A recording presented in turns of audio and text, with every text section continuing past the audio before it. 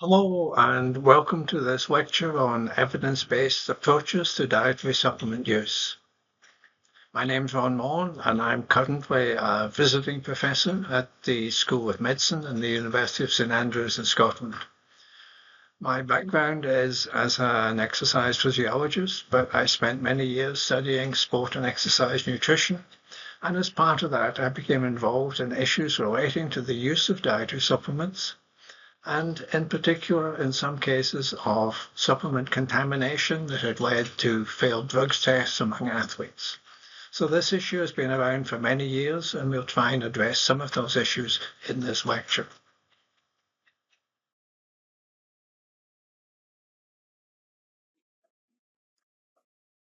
In this talk, we'll look at a number of different issues. We'll look at supplement use in the general population, as well as sport-specific supplement use by athletes.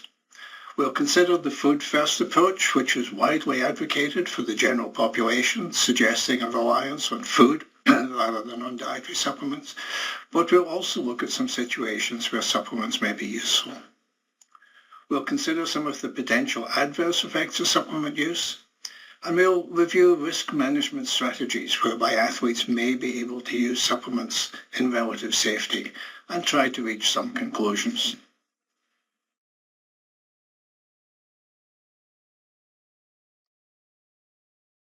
First, we should consider what we mean by a dietary supplement. And there have been many different definitions of dietary supplements.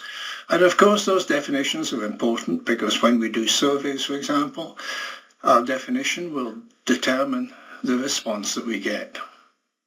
There are a few definitions for sport-specific dietary supplements, and at a consensus conference organized by the International Olympic Committee in 2017, the definition given for supplements was a food component, nutrient, or non-food compound that is purposely ingested in addition to the habitually consumed diet with the aim of achieving a specific health and/or performance benefit.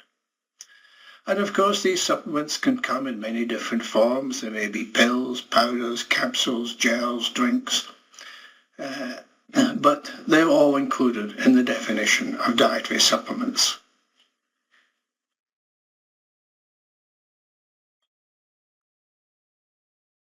Supplements represent an enormous market. This is an estimate of sales at the present time and projection for future sales of dietary supplements around the world. The estimate is that in 2025, global sales will exceed $200 billion US, and they're projected to grow quite dramatically in the coming years.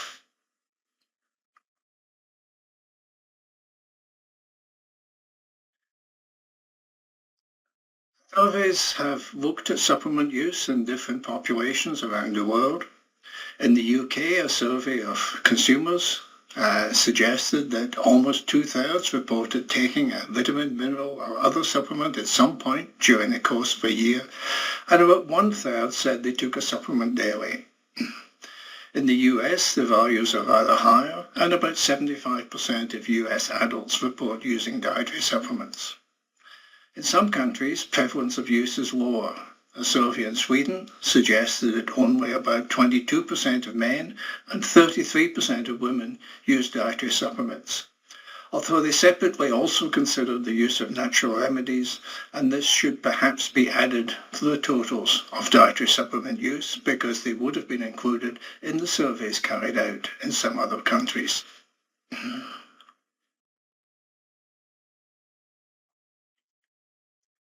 Some of these surveys have also looked beyond the question of just whether people use supplements or not, and have looked at reasons for supplement use.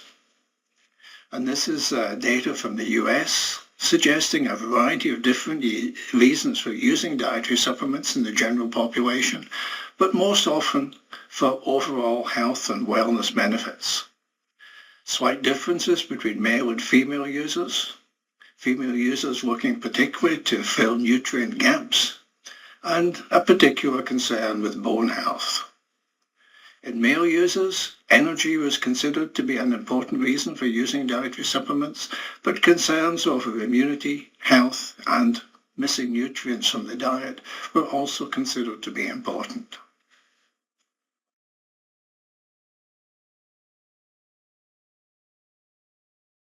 Some interesting data emerged from these dietary supplements, and again data from the US, this time from a 2023 survey of consumers, suggesting that those who use supplements are more likely to engage in healthy behaviors than those who don't. So among supplement users, 82% said they tried to eat a balanced diet, compared with 70% in non-users. Supplement users were more likely to visit the doctor regularly, to exercise regularly, and to get a good night's sleep. They were also more likely to maintain a healthy weight.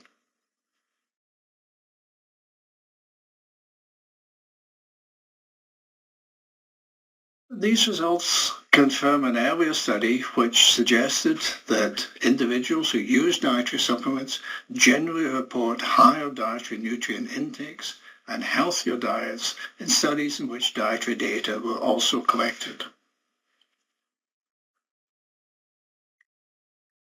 These results summarize an earlier study which suggested take dietary supplements who use dietary supplements generally report higher dietary nutrient intakes and healthier diets in studies in which dietary data were also collected. Given that the use of supplements for health purposes was considered one of the primary reasons, we should consider their use in promoting good health. But here is where a food-first approach is perhaps most permanent.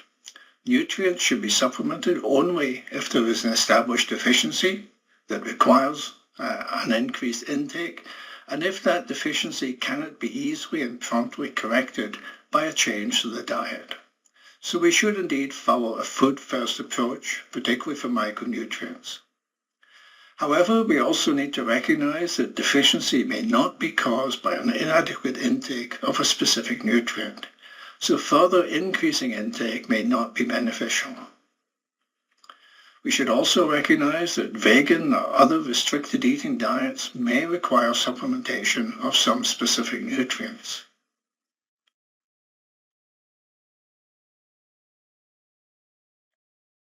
A good example when we think about supplementation is that of iron. Iron deficiency is common around the world, and there are reports that it affects close to 1/3 of the world's population. Of course, mild iron deficiency has little effect, and many individuals who are deficient have no awareness of their situation. However, for the athlete, this is a major concern because even mild iron deficiency will impair aerobic metabolism. We need to recognize that not all food sources of iron intake are equally bioavailable, and some are poorly absorbed, even when taken in high doses. So a simple assessment of dietary iron intake is not satisfactory for diagnosing iron status. Vegetarians and vegans are at increased risk as they generally have lower intakes as well as poor bioavailability. If we increase the intake of meat products, the best source of iron in the diet, we will increase iron intake, but we'll also increase fat and energy intake, which may be unwanted.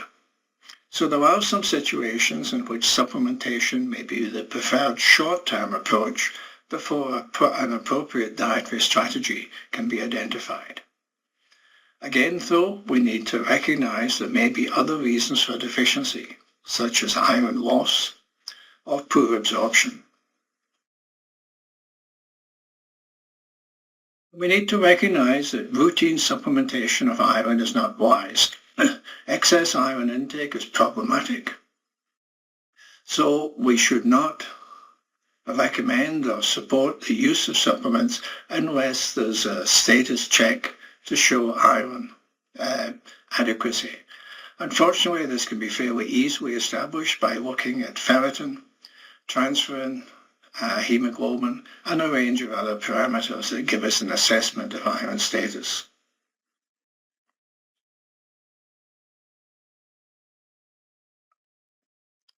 When we consider the use of sports-specific supplements, again, they're a multi-billion-dollar business. But we have to recognize that the money is made from recreational athletes rather from the elite performers. And the concerns of the recreational athlete are perhaps closer generally to those of the average population than they are of the elite athlete. Nevertheless, sports supplement sales are a big market. The estimate for 2025 is that they'll amount to over $50 billion. And again, they're projected to increase rapidly in the coming years. The products are slightly different. Sports drinks, sports supplements, protein supplements, and meal replacement products form a large part of the market. But there's a large number of other products also specifically targeted at athletes. That targeting is very specific, and you'll see many advertisements promoting a wide range of different products for use by athletes. Here we have one website suggesting that they have over 12,000 different products in stock. They all have fancy names. They all suggest benefits that may be attractive to the athlete, and they all come at a reduced price. But you'll notice the prices are still fairly substantial.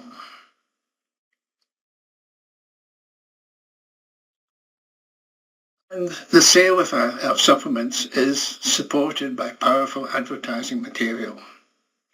We see here a typical advertisement showing the before and after. Using the supplement, you can see that the individual here has not only acquired a better physique, he's also got a suntan, he can afford a shirt and tie, and he's got a girlfriend. Who's not going to spend some money on this supplement? And these advertisements are effective. If they weren't, the people selling the products wouldn't spend money on the advertisements. And the consumer generally doesn't discriminate between the scientific evidence and the advertising hype that accompanies most of these products. The supplement sellers have large budgets, can use effective advertising, and often are willing to bend the evidence to support their sales. The scientists are usually cautious, and often they're not good at communication. If you ask the supplement seller about their product, they will tell you it will guarantee to give benefits. If you ask the scientist, more often than not, the scientist will say they're not sure. There may be some advantages, but there may not. If we consider this in the context of the elite athlete, there are many different factors that contribute to success in sport. The most important is talent. But in addition to talent, you need the motivation to train. You need to train consistently and intensively, usually over long periods of time. You need the characteristic that is referred to as trainability, the ability to respond to the training with an improvement in performance. And you need to be able to avoid injury, or if you do get injured, to recover quickly and return to training and competition. But if you're standing on the start line of an Olympic final and look around, all the other competitors are also talented, they're motivated, they want to win, they've been training, and usually they're fit and free from injury. And then the little things begin to make a difference. And one of those things is nutrition. And nutrition can make a difference to the outcome.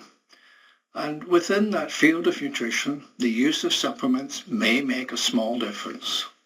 You can see right at the bottom, supplements. I should perhaps have made the font a little bit smaller because the value compared to the other factors is indeed very small. But when we look at major competition in sport, the excitement of sport, at least for the spectator, is in close competition. It's not exciting if the winner finishes a long way in front of the second place finisher. So close competition is inevitable. And in that situations, the very small margins can be very important. The difference between success and failure. The difference between winning a gold medal and not winning a gold medal. In some cases, the difference between qualifying to go to the Olympic Games or finishing in fourth place and not qualifying to go to the Games. So these small differences are important. And that makes it easy for the athlete to believe that the benefit that a supplement may give can make that small difference.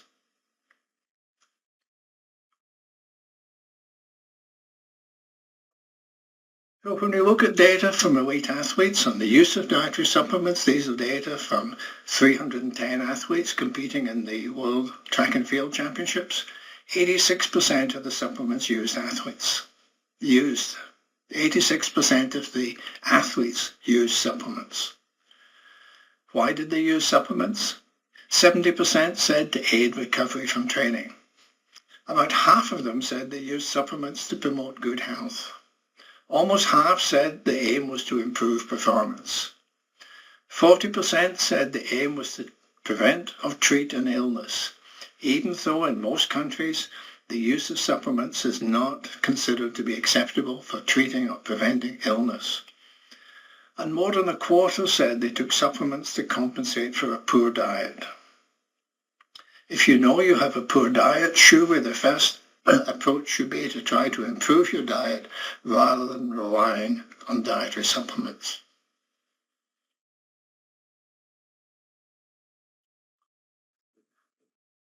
There are many surveys of supplement use in athletes, and when we look at these across the whole range of those different surveys, they suggest that the use varies in different sports and activities. In some sports, there's a culture of supplement use, so there tends to be a higher use of strength and power sports than there is in endurance sports, for example. Supplement use tends to increase with the level of training and performance. It tends to increase with age. It tends to be higher in males than it is in females, although there are some exceptions.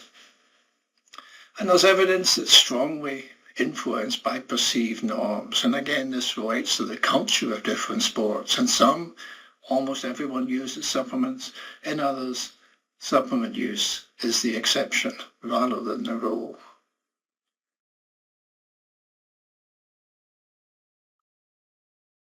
When we look at what athletes want from dietary supplements, as with the general population, they want to maintain good health. If you're not healthy, training and competition are impaired. You may not be able to train consistently, and you may miss a major competition if you're sick. So stimulating the immune system and maintaining good health are key issues for the athlete. Athletes want supplements to help them to support consistent, intensive training, because it's through training that we get improvements in performance.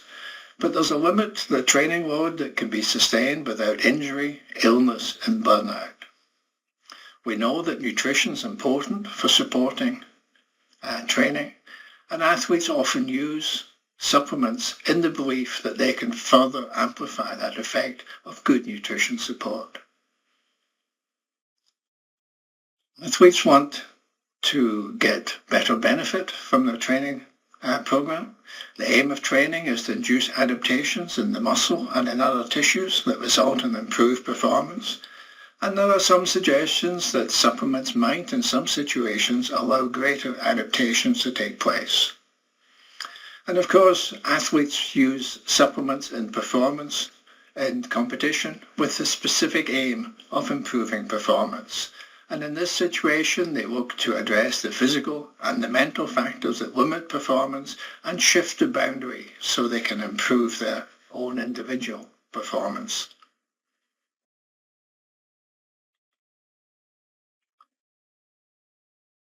A couple of years back, we looked at some of the issues regarding supplement use in sport, particularly in the context of the food-first approach, which is often adopted by nutritionists working with athletes. And you can see the paper here, which is available open access.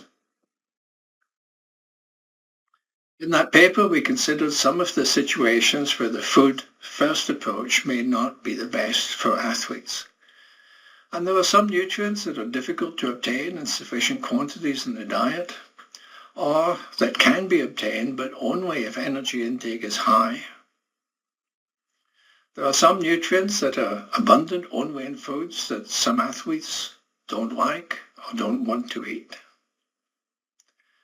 There are some foods that contain nutrients that have established benefits, but it's often difficult to know what the content of the specific nutrient in any individual food is, and athletes rely on supplements to give them a known amount of a specific nutrient. Concentrated doses of some nutrients are required for the correction of dietary deficiencies and may be useful in promoting immune tolerance in some situations. Some foods may be difficult to consume immediately before, during, or soon after exercise, and a supplement form of concentrated nutrients may be useful in that situation.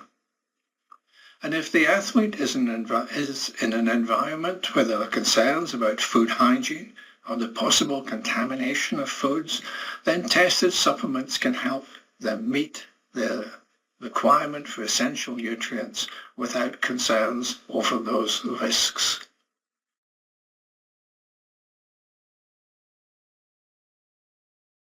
As an example of the variability in the content of specific substances in foods, athletes often use caffeine because it has well-established performance benefits in some situations. And we know that consuming between about 2 and 5 milligrams of caffeine per kilogram body mass can have a beneficial effect. There are various forms in which caffeine can be consumed, and perhaps the most commonly consumed form is coffee. However, if we look at different coffees, we see that a coffee may give you less than 50 milligrams of caffeine in the case of a Caffè Nero, or it may give you more than 300 milligrams of caffeine in the case of a Costa Cappuccino. So recommending that athletes use caffeine and giving a specific amount for use can be useful in some situations, but getting that caffeine from coffee may be challenging. Taking a tablet that should have a known amount of caffeine gives the athlete some reassurance.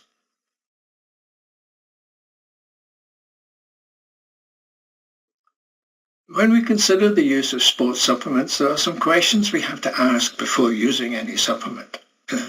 And the first question that we should ask, of course, is efficacy. Does it work?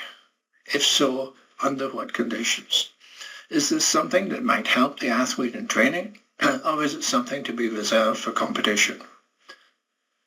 Is it something that might help improve strength and power, or that might help mental focus, or might help endurance performance? Different supplements may have value in different situations. We have to consider the safety issue. Are there possible adverse effects from consuming a dietary supplement? Are those acute effects, or are there possible cumulative effects from the result of chronic intake? And of course, athletes often exceed the recommended doses of supplements, so we have to consider safety when high doses are used. And we also should consider the ethical issue. Is its use in sport legitimate? And many athletes ask only one question: is it prohibited by the anti-doping rules, or is it not? And that's a slightly different question from the ethical issue. As far as most athletes and coaches are concerned, if it's not prohibited, it's okay to use.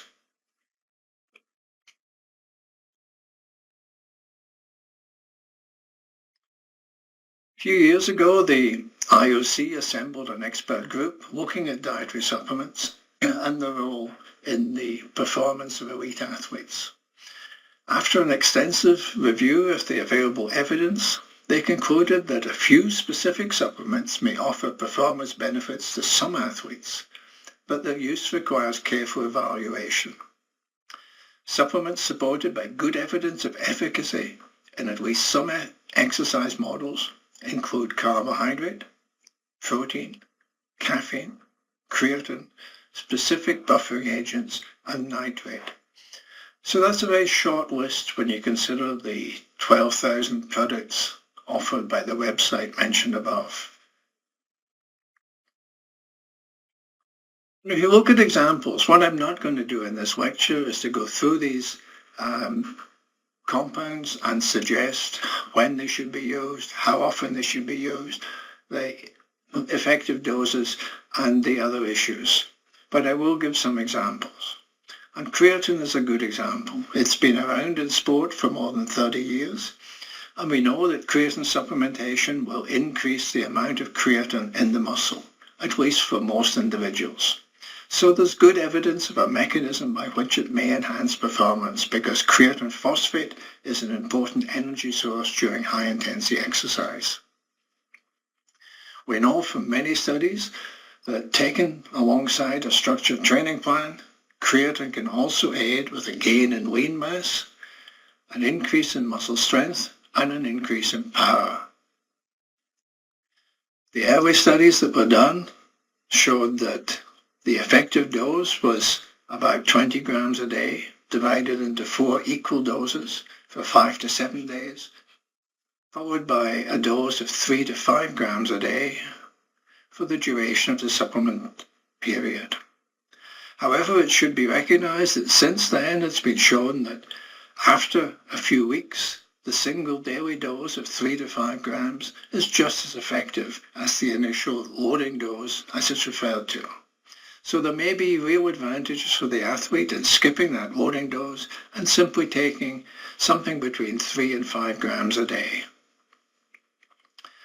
Different forms of creatine are well absorbed. You can get creatine from food if you eat meat products, and it's been shown that whether you take it as a supplement or whether you take it in food, you can raise the plasma creatine concentration, which will increase the uptake of creatine into the muscle. But achieving the upper limit of that recommended dose of 5 grams a day is difficult via food sources alone. Foods high in creatine include fish and animal meat, all of which contain between 3 and 6 grams of creatine per kilogram. But the amount decreases with cooking. And even if you're eating a high meat diet, it's unlikely that you'll meet your requirement for creatine. So there are benefits from increasing creatine intake through the use of supplements, particularly for those with a low normal dietary creatine intake, and that includes vegetarians.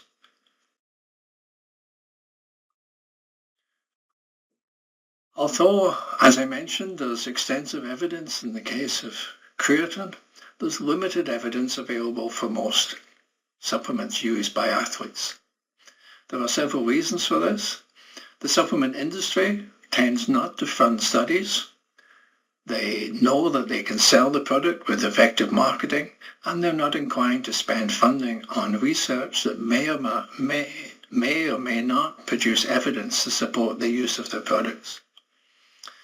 The bodies that fund academic research don't usually see the use of supplements by athletes as an important issue, so it's almost impossible to raise money to carry out this type of research. And the universities where most research is carried out don't see this as a priority. The results of studies on dietary supplements are not usually published in high-impact journals, and universities are concerned today with the impact of the research their staff carry out. We also need to recognize that even when there is evidence available, as it is for some supplements, the evidence is often inconsistent.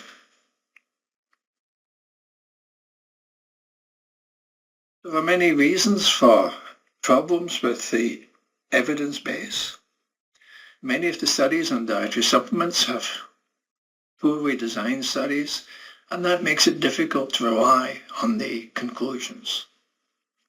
In many cases, the study period is very short, sometimes a day or two, and sometimes a few weeks at most, and it may require much longer for some supplements to show beneficial effects. In many cases, the studies are not carried out on athletes training hard, and they don't use tests that represent the sort of exercise that athletes are involved in, so the results may not be relevant to sport. And the subjects are usually recreational athletes, healthy volunteers. They're not usually elite athletes. And we know in some cases different results are obtained depending on the training status of the athletes.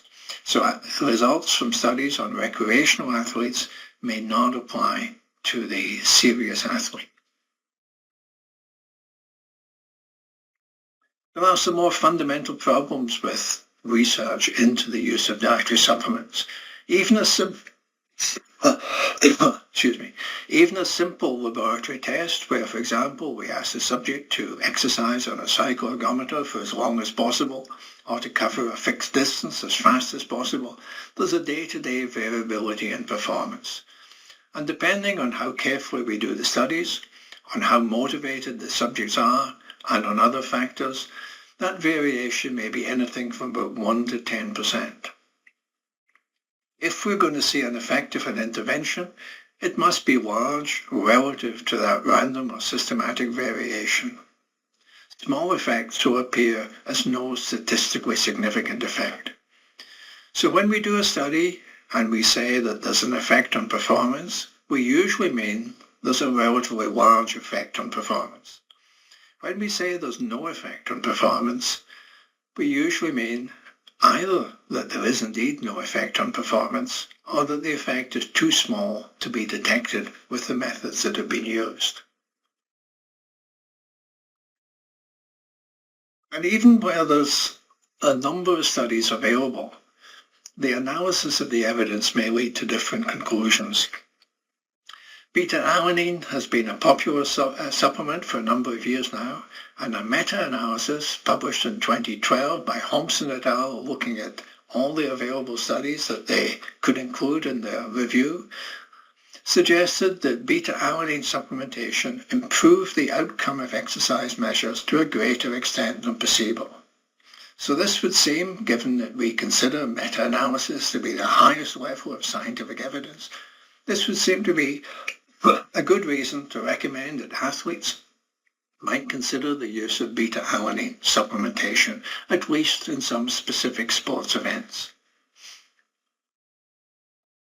However, another systematic review and meta-analysis carried out only 2 years later, and therefore relying very largely on the same evidence base, came to a different conclusion. Their conclusion was that the available evidence provided only limited evidence concerning the benefits of beta-alanine use. Overall, the strength of evidence did not support the use of beta-alanine. So we have two meta-analyses. One says it may be useful, and one says it may not. A couple of years later, another systematic review and meta-analysis carried out by a group that involved some of the same individuals as on the first analysis, reviewed the evidence available and said that there were possible benefits in some subgroups.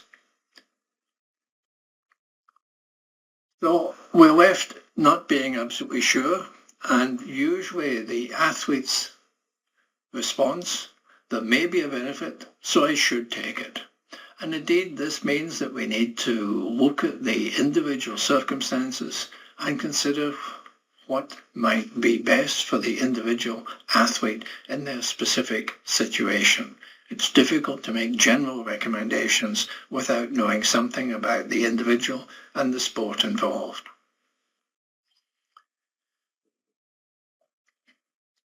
There are, of course, a number of potential adverse effects associated with the use of dietary supplements. We know from analysis of commercially available products that there's often some variability in the level of the stated ingredients in the product. We know that some supplements contain toxic ingredients that may be harmful to health. And we know that some supplements also contain substances that are prohibited under the anti-doping codes without these substances being declared on the label.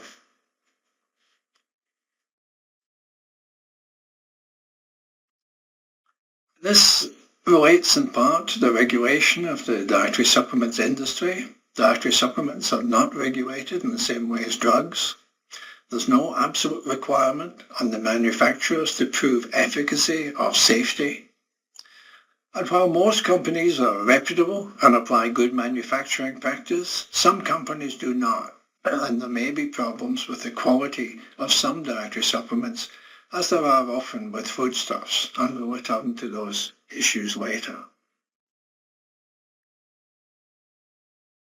If we look at some of the issues relating to contamination of dietary supplements or problems with their production and distribution, There are many websites where you can find this information. I often use consumerlab.com, and these are some posts within the space of just a few days. A flaxseed oil that's recalled due to an undeclared allergen. A herbal powder recalled due to the presence of lead and arsenic. A male enhancement product that contains a prohibited pharmaceutical, and another sexual enhancement supplement containing two different pharmaceutical products. Also on the same website, you can see a review of vitamin B12 supplements, suggesting that 11 out of 23 different samples contain less B12 than listed on the labels, and indeed in 2 of those supplements there was no detectable vitamin B12. This is a concern. If you're taking B12 in the belief that it will compensate for a limited quantity of the essential vitamin in your diet, or indeed the absence from your diet if you're a vegan, then you rely on your supplement. And if the supplement doesn't contain it, you're not getting a sufficient amount of B12. We also see issues regarding counterfeit products on the market, some of which don't contain the recommended level of the specific ingredients they say they contain.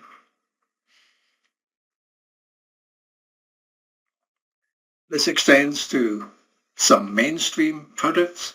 This was a review from some years ago in 2015, a legal case in the US over a company selling a protein product that didn't contain as much protein as it said it would. And of course, one of the reasons athletes use protein supplements is not just the convenience, but the reassurance. The scientific evidence says that consuming doses of 30 to 40 grams 3 or 4 times a day is the best way to ensure you optimize the intake of protein to support gains in muscle strength and muscle mass.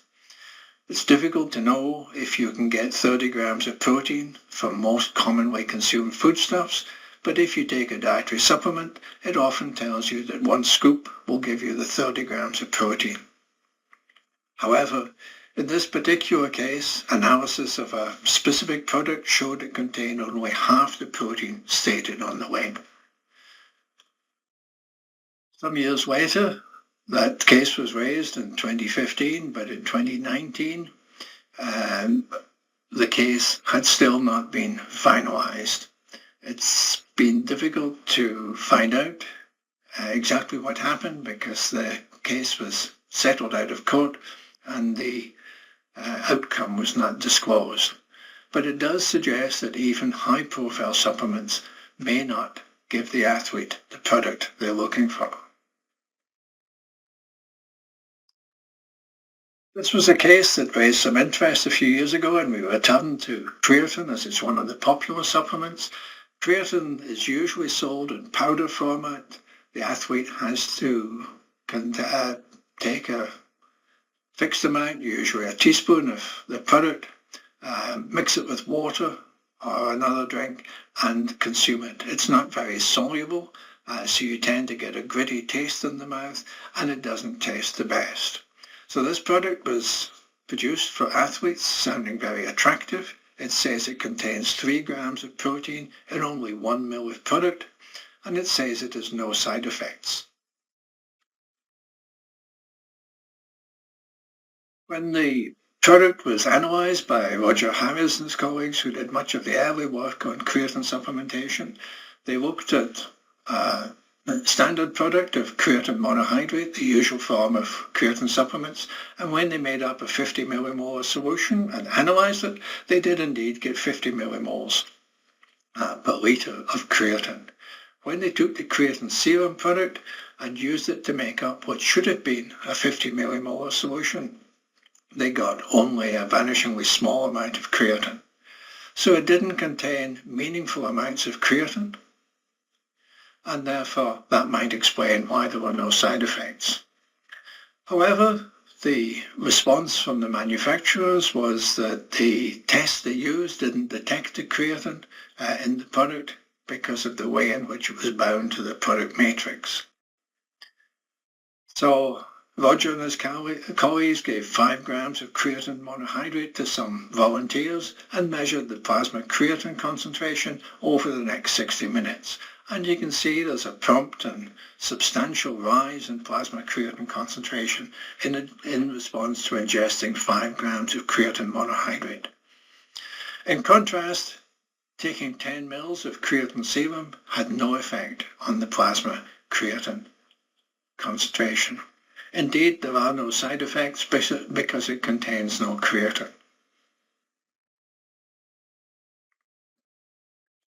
A pervasive problem over the last 20 or 30 years has been that of contamination of dietary supplements with prohibited substances. There have been many cases of athletes who failed drugs tests saying either that they can't account for the failure or that the failure has resulted from consumption of a dietary supplement that was contaminated with the prohibited substance found in their urine. To assess some of these issues, the IOC lab in Cologne collected a large number of supplements from around the world, took these back to the lab and analyzed them. They found 11 different anabolic androgenic steroids in the supplements. 15% of the samples contained hormones that were not declared on the label, and a further 10% gave results that were not clear, perhaps because of the nature of the supplements, and there may have been binding of the hormones to some of the matrix in the supplements. The samples were mostly prohormones of androgen and testosterone, and in most of the supplements only trace levels were present. These levels were probably not sufficient to have any physiological effect, but were sufficient in most cases to produce a positive doping result. And this shows the analysis of one particular product. Again, it's a creatine product, and you can see it contains a large number of different anabolic steroids, albeit in relatively small amounts, but these should not be present in a product that's sold as creatine.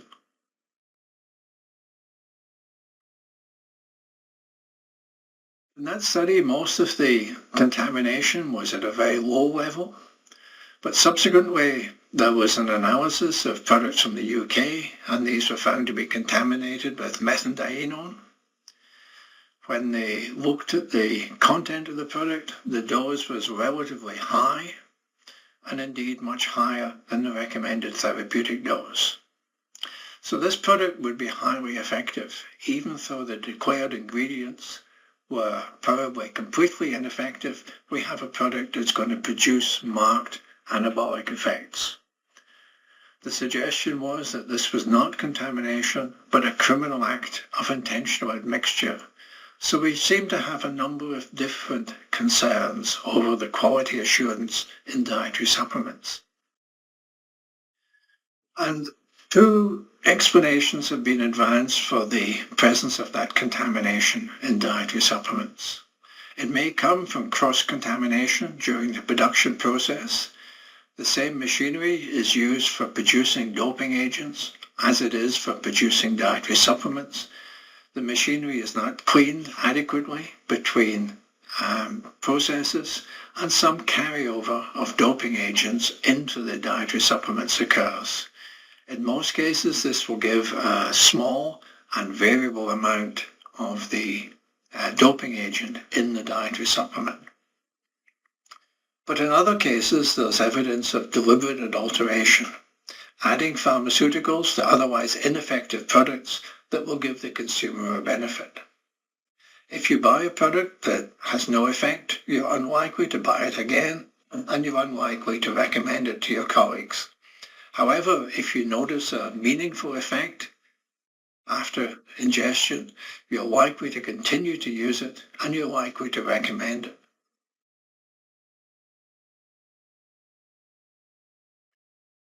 So When we look at the patterns of dietary supplement contamination, the evidence suggests that muscle building products are most often contaminated with anabolic steroids. Tonics and pick-me-ups are most often contaminated with stimulants such as caffeine or ephedrine. Weight loss products are contaminated with anorectics such as sibutramine, and so-called male enhancement products are also contaminated with pharmaceuticals that may produce the outcome that the consumer wants.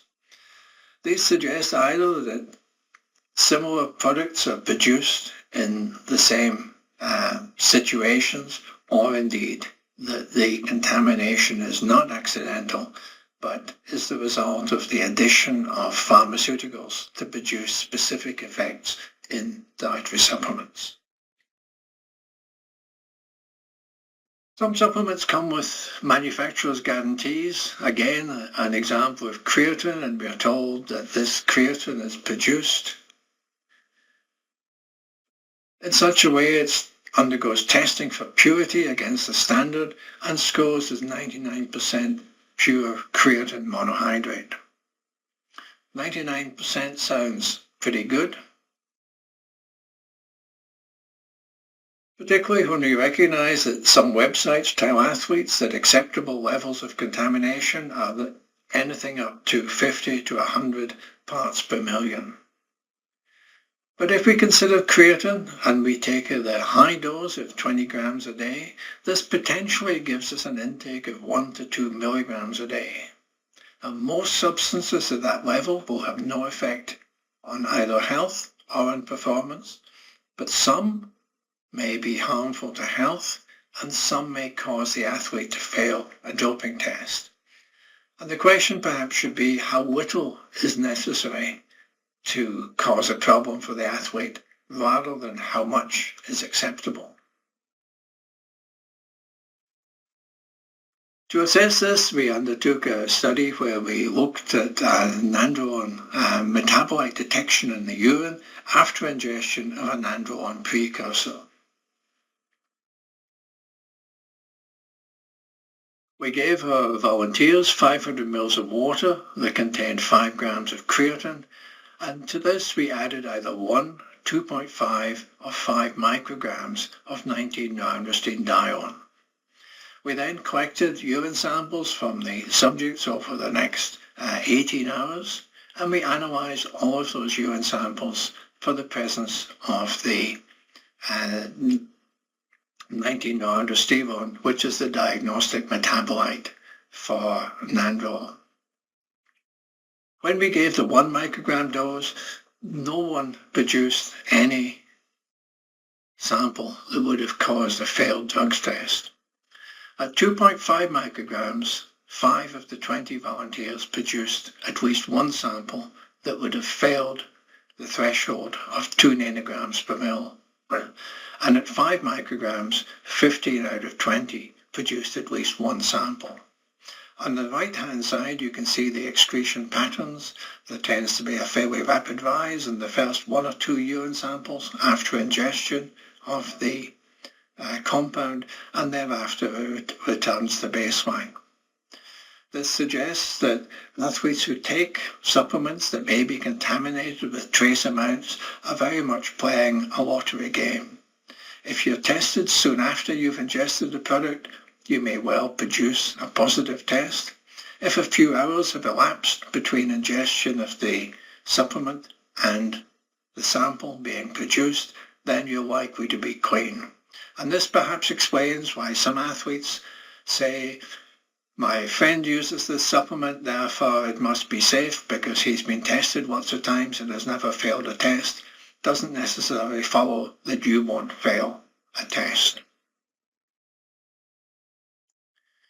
And in terms of the amount that's necessary, 2.5 micrograms and 500 grams is not 1%, it's 0.0000005%.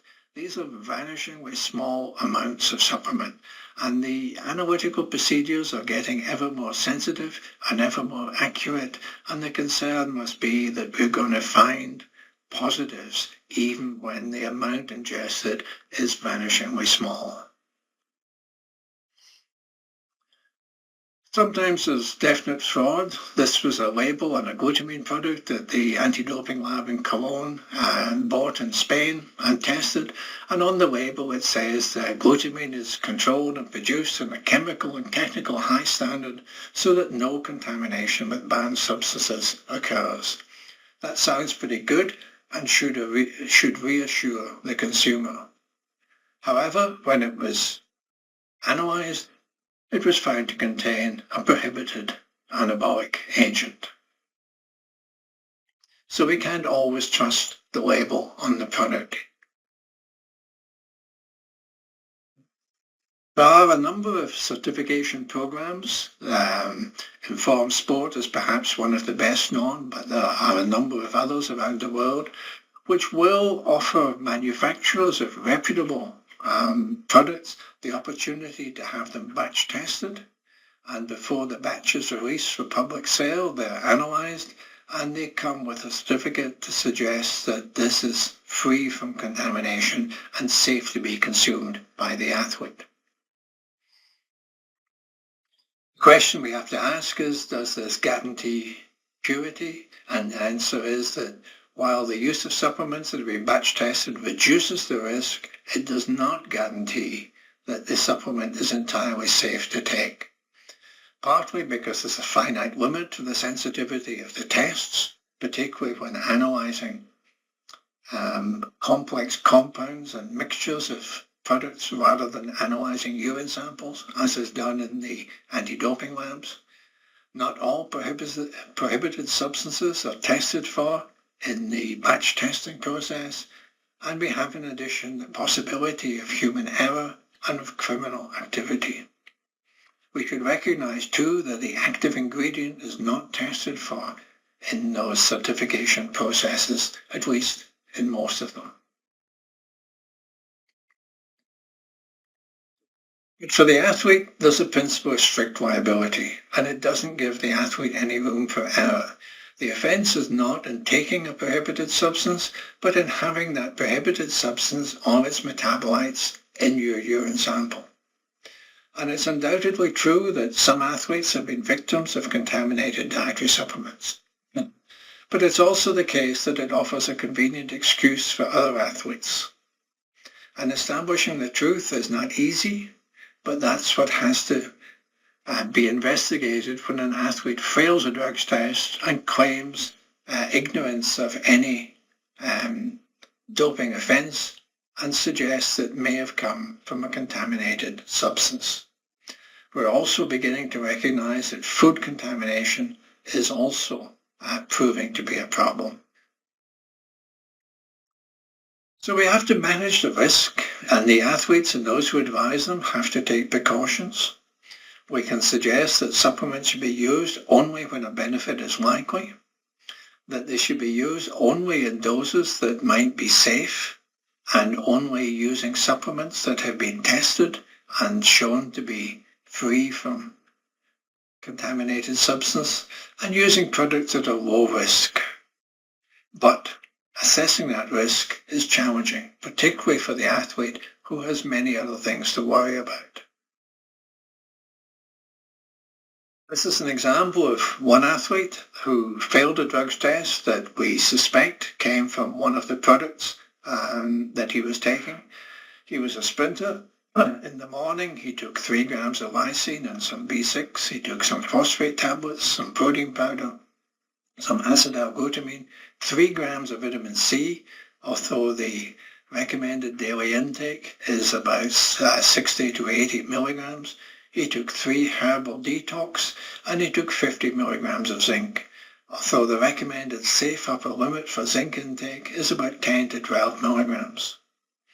He took more supplements at lunchtime. He's now on 100 milligrams of zinc, and he's now on 6 grams of vitamin C, and more vitamin C and more of the other compounds at night.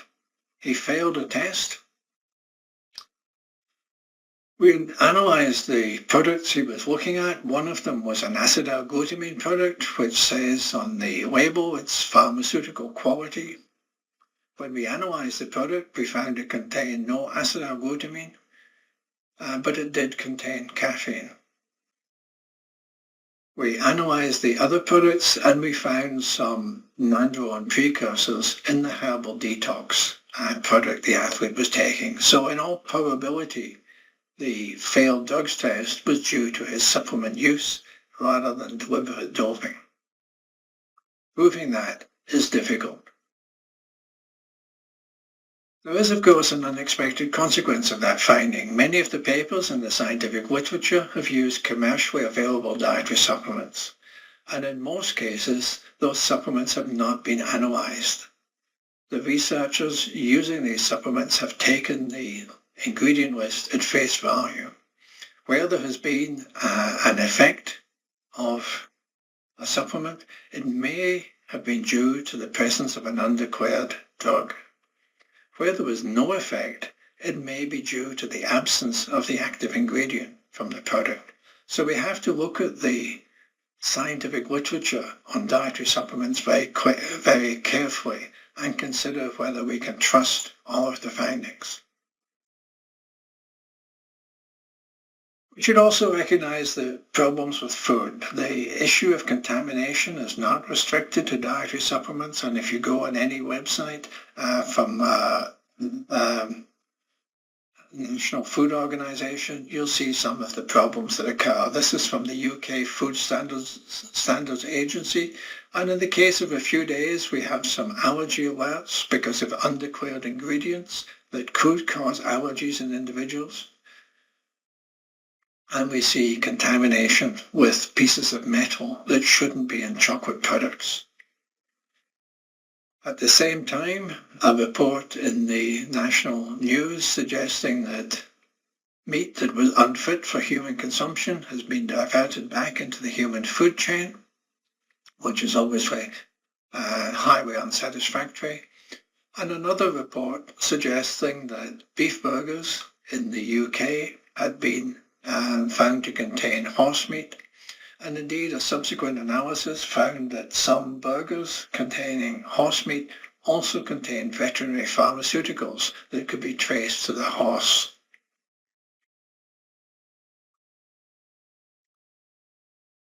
There are also issues about contamination of food with prohibited substances that might cause an athlete to fail a drugs test.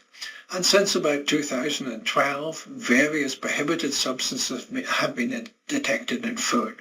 This began with the detection of clenbuterol in various meat products, specifically in China and in Mexico. Other veterinary pharmaceuticals and steroids have been found in a range of meat products. You can see the reference here, and these have been fairly extensively studied, and we also see veterinary pharmaceuticals in the human food chain that could cause an athlete to fail a drugs test.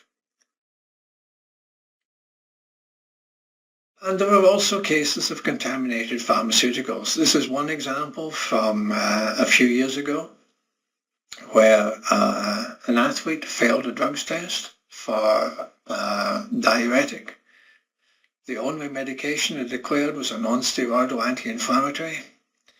Investigation found that the diuretic was present in the non-steroidal the athlete had said they'd been taking. Feeding that non-steroidal to volunteers produced urine samples that were positive.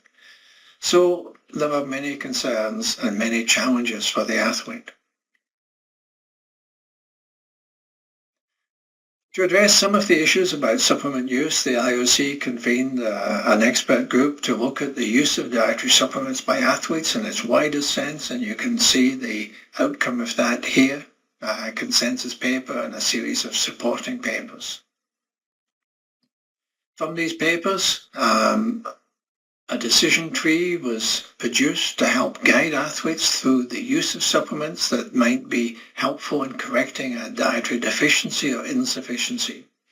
I say for athletes, but in most cases, the athlete will require professional help from a nutritionist, a physician, or a pharmacist to guide them through these statements and decide whether the supplement is one that they want to use, whether for correcting for providing essential nutrients or for producing performance benefits.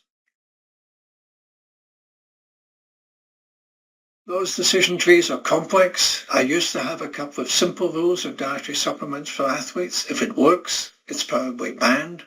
If it's not banned, then it probably doesn't work. But I had to add a third.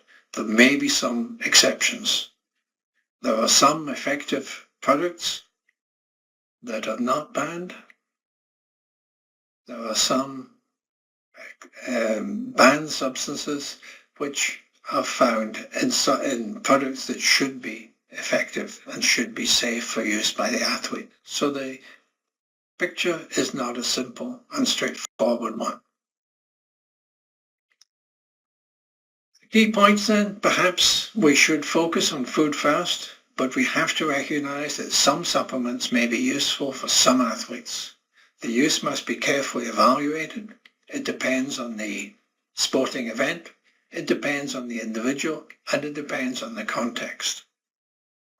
The new position of the IOC, recognizing that some supplements may benefit some athletes, was a major step forward, but the situation is still difficult.